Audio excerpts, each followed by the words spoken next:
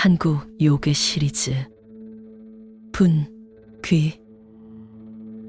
안녕하세요. 지금 함께 하시는 분들 모두 복 받으실 거예요. 이렇게 찾아뵈니 새롭네요.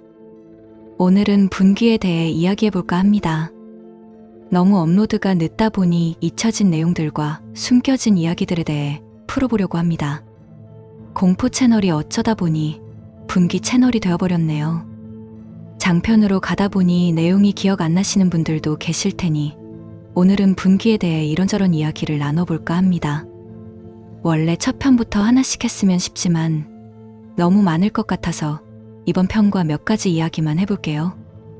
우선 이번 편의 경우는 분귀 사부의 폐가에서의 결투 이후 새롭게 확장되는 이야기의 시작입니다. 그나마 계시는 소중한 우리 분귀님들은 아셨겠지만 이번 편은 중간 부분에 소타이틀이 들어가 있습니다. 폐사당의 비밀, 그날의 기억. 폐사당의 비밀이 큰 타이틀이고 그 아래 주모가 말하는 그날의 기억이라는 소타이틀이 있어요. 이건 주모가 기억하는 폐사당에서 있었던 일에 대한 이야기입니다. 주모가 당시 폐사당에 발기를 하며 보았던 기억 속 이야기죠. 주모가 기억하는 내용이라 주모의 입장에서의 과정과 결과를 담고 있습니다. 주모는 당시 굿에 참여하진 않았습니다. 소녀가 이 부분을 물어보는 이야기가 있는데 빠졌고요. 제가 댓글에도 살짝 적은 부분이 있는데 이후 소녀가 폐사당의 진실에 대해 알게 됩니다. 폐사당의 비밀은 주모가 기억하는 그날의 기억, 소녀가 알게 되는 그날의 진실, 이 두 편을 통해 이어지는 내용입니다. 이로 인해 여러 가지 사건들이 발생하게 되고 새로운 등장인물들도 나오게 됩니다. 그리고 잊혀진 사람들이 있는데 소녀를 구원해준 노승, 소녀가 개경에 가는 길에 만난 환경미와 할아버지 등이 있죠. 이 두 인물은 이야기에서 매우 중요한 역할을 하는 인물들입니다. 이 두 인물들이 다시 등장하면 흩어진 이야기들이 하나로 합쳐지면서 전체 서사의 큰 흐름을 알 수 있게 되실 거예요. 다시 돌아가서 이번 편은 분귀가 여러 사건에 휘둘리게 되는 과정의 시작이라고 보시면 됩니다. 그리고 본격적으로 가면과 데모 등 다양한 인물들과 대립하게 되면서 여러 사건에 휘말리게 됩니다. 그 과정에서 많은 일들이 벌어지고 소녀는 몰랐던 진실에 한 걸음씩 다가가게 됩니다. 소녀의 앞으로의 여정을 함께 해주세요. 이번 폐사당의 비밀에 대해 몇 가지 이야기해보면 이번 편에서는 무당의 존재와 이후의 사건이 중요한 부분이라 무당이 다시 나타났을 때 달라진 분위기를 표현하려고 했던 부분입니다. 한동안 보이지 않던 무당이 어느 날 사람들 앞에 다시 나타났는데 그때부터 뭔가 달라졌더구나. 그래, 무당이 다시 나타난 그때부터였던 것 같아.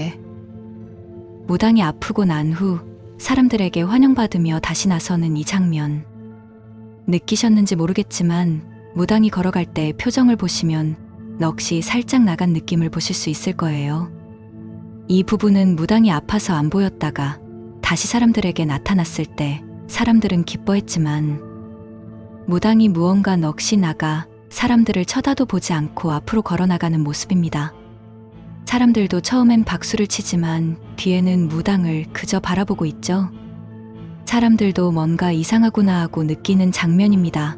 무당이 변화된 모습이 중요한 부분이라 공을 들여 연출한 부분이기도 합니다. 사람들에게 존경을 받던 무당이 하루아침에 왜 변하게 되었는지, 이 부분도 이후에 진실편에 나오지만 그렇게 착했던 무당이 왜 이렇게 되었을까요? 한번 생각해보시고 나중에 영상에서 생각하신 게 맞는지 확인해보세요.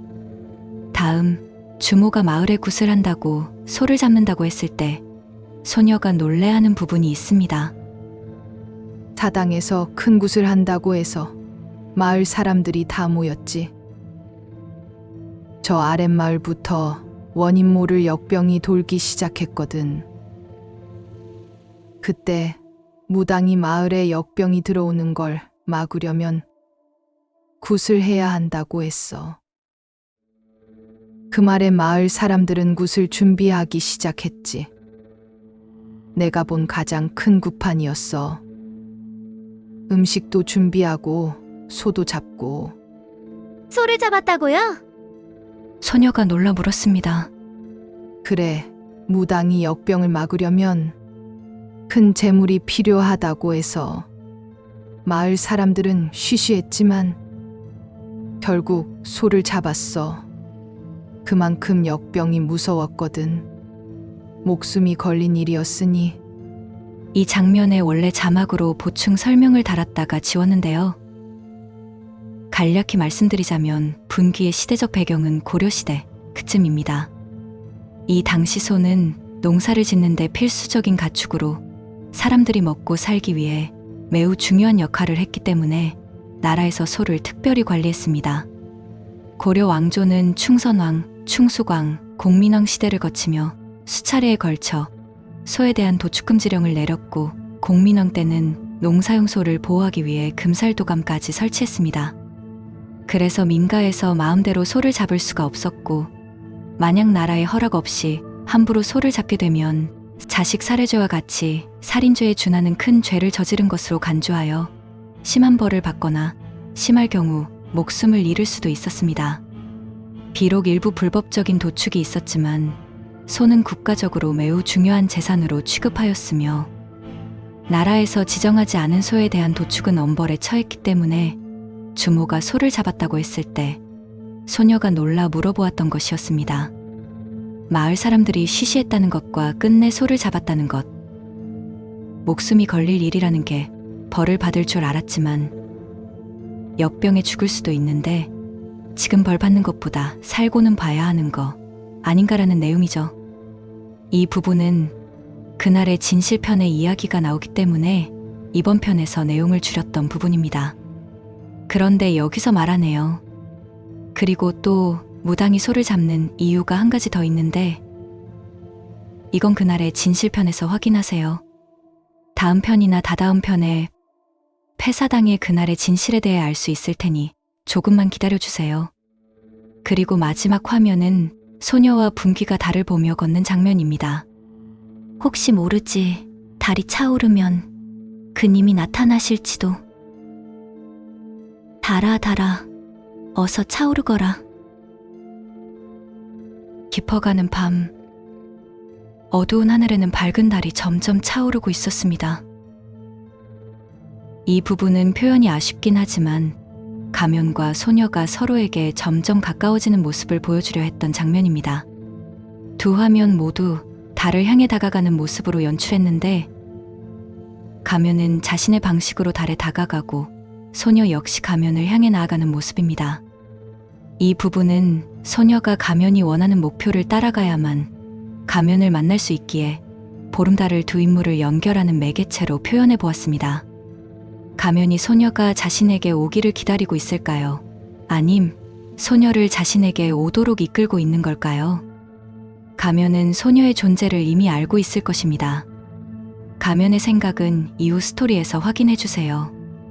원래는 더 완성도 높은 그림을 구현하고 싶었지만 시간 제약으로 아쉽게 마무리하게 되었네요.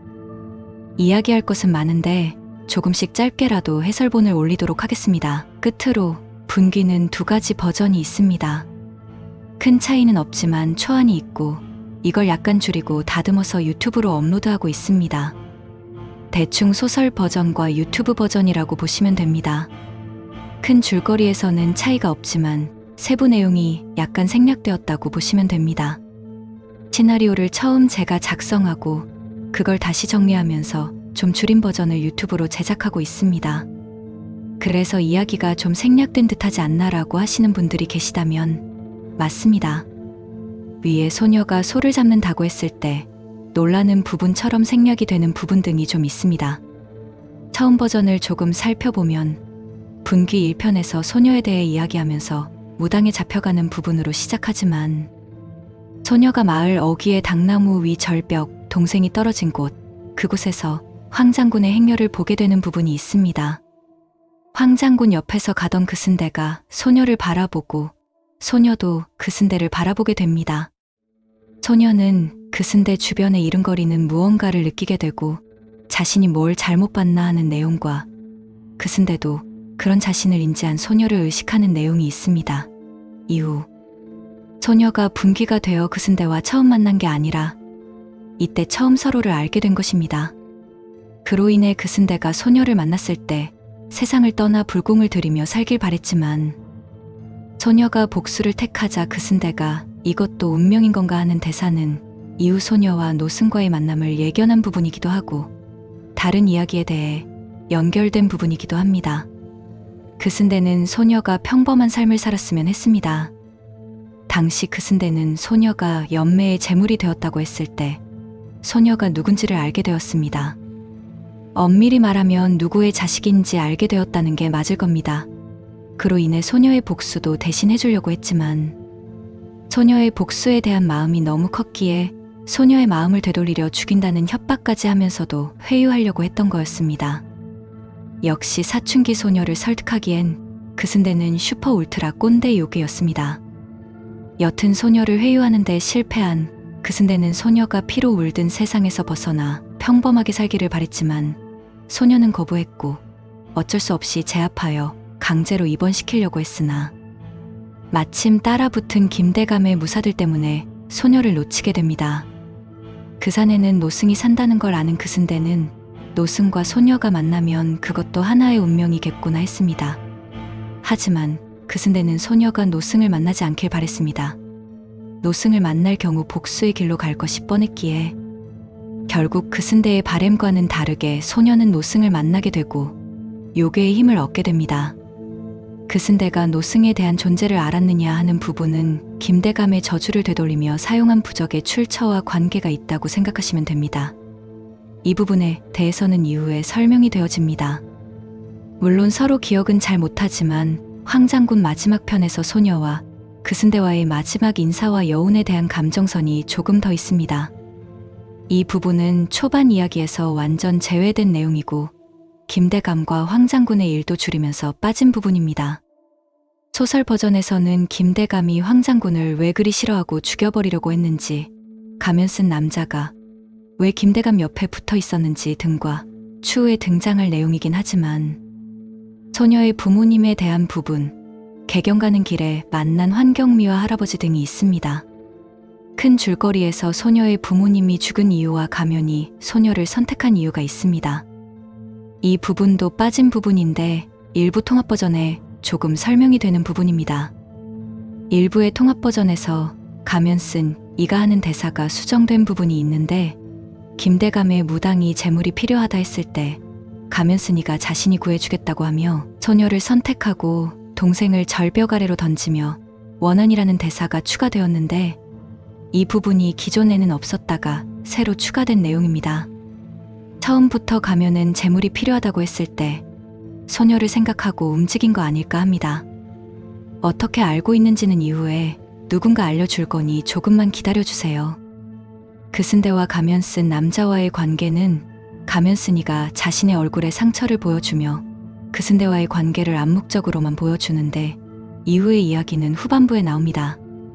이렇게 원 버전과 유튜브에 업로드되는 버전이 조금 다른 부분은 제작하는 게 너무 느려서이기도 합니다.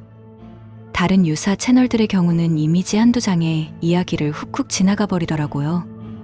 전 가급적 이야기에 맞는 이미지를 최대한 넣어보려고 하다 보니 좀 느리게 제작되는 부분 등이 있습니다. 뭐 하나도 맞지 않다고 하신다면 그 말도 맞습니다. 이게 글로 보는 거랑 듣는 거랑 또 다른 부분인 것 같기도 하고 이미지 등을 찾고 만들고 하는 시간이 의외로 오래 걸려서 업로드 자체가 좀 오래 걸리는 부분 등이 있습니다. 소설 버전으로 하면 더 걸릴 것 같더라고요. 그래도 이런 늦은 영상에 매번 기다려 주신 분들 너무 감사드립니다. 복 받으실 거예요.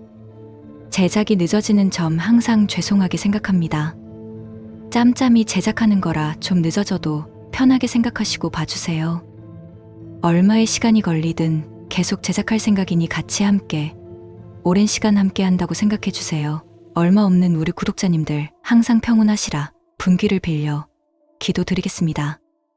아, 그리고 분기는 전에 내려오는 요괴 중 하나고 딱히 인기 있는 요괴는 아니라서 모르시는 분들도 많으신데요. 몇몇 기록에 전해 내려오는 요괴라고 합니다. 물론 요괴, 귀신이란 것들이 다 조상 형님 언니들께서 만든 것들이라 존재하지만 존재 아니하는 것들이니 반박 15님 말이 맞습니다.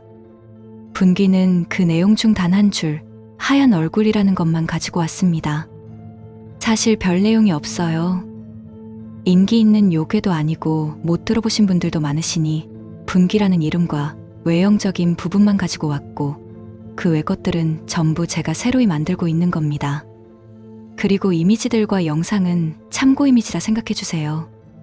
그럼 오늘은 여기까지 종종 해설편으로 돌아올게요. 다음 해설본에서는 다른 편의 이야기와 등장인물에 대해서도 이야기해볼게요.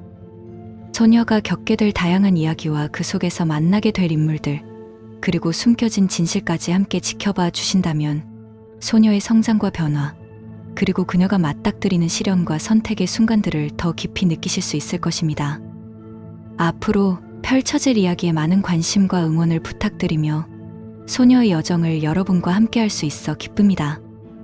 앞으로도 함께 해주세요. 진심으로 감사드립니다. 다음에는 다른 편 리뷰와 각 캐릭터들에 대해서도 말해볼게요. 한국 요괴 시리즈 분기 다음 편에서 만나요. 그리고 구독과 좋아요 부탁드려요. 여러분들의 구독과 좋아요는 저에게 큰 힘이 된답니다. 여기까지 봐주신 분들 고마워요. 그럼 안녕.